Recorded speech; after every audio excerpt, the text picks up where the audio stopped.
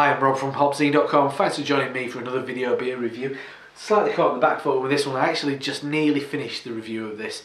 My camera's playing up, the battery dropped out and it didn't save the video. So, we're starting again from scratch. It's a bottle of 745 Escalation Double IPA, 8.3% ABV from Crew AleWerkstatt from Munich. No other place in Munich, the home of Oktoberfest, the place where Americans go and drink a ridiculous amount of pretty mediocre lager and cause havoc, but none other than a double IPA from there. So I have been drinking this beer and I've got to say from start, it's really, really good. Big thanks to the good man Jens, King of the Beer Mail, for sending this. I really appreciate it. It's going to be a little quicker because you mean I've already gone over this. I know what I'm going to say. So I'm not going to drag it out. Beer in the glass already. And I mean, to be honest, it hasn't really changed much of its appearance. It has retained a nice head. Thin film of pure white froth. The beer in the glass is a really nice, proper full-on orange, what you'd expect from an IPA. It looks like IPA. So let's give it a sniff. It's lovely, it really is. It's got a really nice jammy quality. It's like marmalade note. Definitely loads of really nice sweet sherbet, and I'm definitely going to say something like an apricot sorbet or something like that. Definitely that kind of sherbety note, sweet orange in there. There's a really nice kind of like a stone fruit tart. So if you had like a peach tart or something like that, because it's got that wisp of kind of short crust pastry going on as well. Slight resinous note in there. There's something that really reminds me of kind of like a sweetened raspberry. Yeah, candy floss. It's got that kind of like sugary dextrose character to it. It smells lovely, it really does. It's definitely quite a sweet smelling IPA, but also and the sweetness is definitely been heightened by the type of fruit that are in there.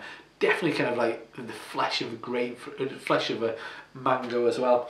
It's all those lovely sweet kind of tropical fruits. It smells lovely. Anyway, so let's dive in. Cheers, Jens. Second time through, but anyway, cheers. It's a lovely beer. And it gets better. It is a lovely beer. The flavours continue where the nose kind of left off. It's really nice sweet citrus. Definitely getting loads of a sweet orange, mandarin, satsuma, that kind of thing. This time, as far as the mango goes, it's kind of slightly closer to the stone of the fruit, when it gets a little bit kind of fibrous. And you're definitely getting that kind of evergreen note that you get from a mango. When you've kind of like sliced off all that lovely kind of juicy flesh, when it gets down to the core, when it gets a bit fibrous, it gets a bit more evergreen for me, and it's definitely got that slightly piney note which you get with mango. But I think it's stunning. It's got a mild resinous note as well, giving it a bit of beef, getting a bit of presence, getting a bit of authority.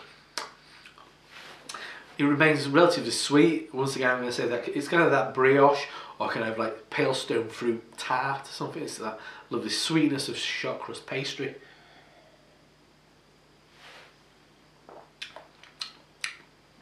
Maybe a bit of grapefruit coming in, slight kind of pear. Ends juicy actually, slight dryness, but really nice and juicy and sweet. It's a real nice beer. I mean, I'm not just saying this.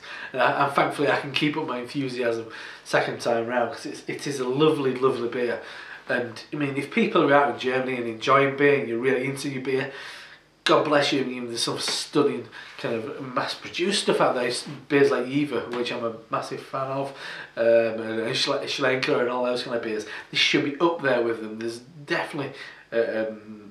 this is probably one of the best IPAs I've had out of Germany, and right up there in Europe as well. And I think there should be kind of like the shout from the rooftops that we can make kick-ass IPA as well. Because I've been educated to this kind of new wave, well, relative new wave. It might not be the new wave, but it's been thankfully presented to me that there's some really nice hoppy beer being done in Germany. I don't know what hops are in this. It is in... Yeah, it's on German on the back. I haven't done much research on this one. I do like to normally do a bit of research, but it's a Saturday night. I really like the look of that bottle of beer what was in my fridge, and I thought I've got to open it up, and it's really delivered.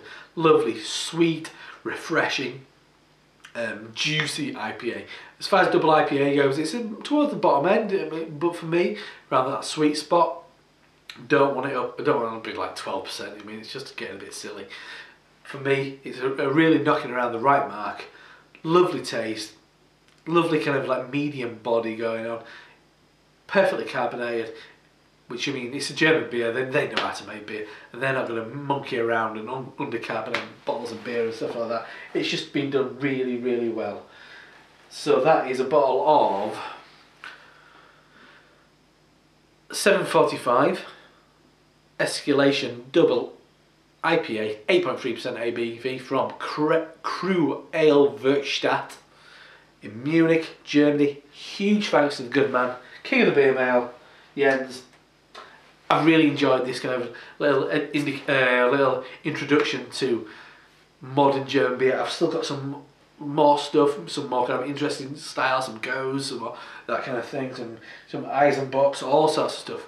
But as far as kind of like my journey on kind of modern German hoppy beer, IPA, double IPA, that's a stunner. And it's a beer that every ale drinker in Germany should be drinking and should be proud of. Anyway, I'm Rob from HopZine.com. See you next time. Cheers.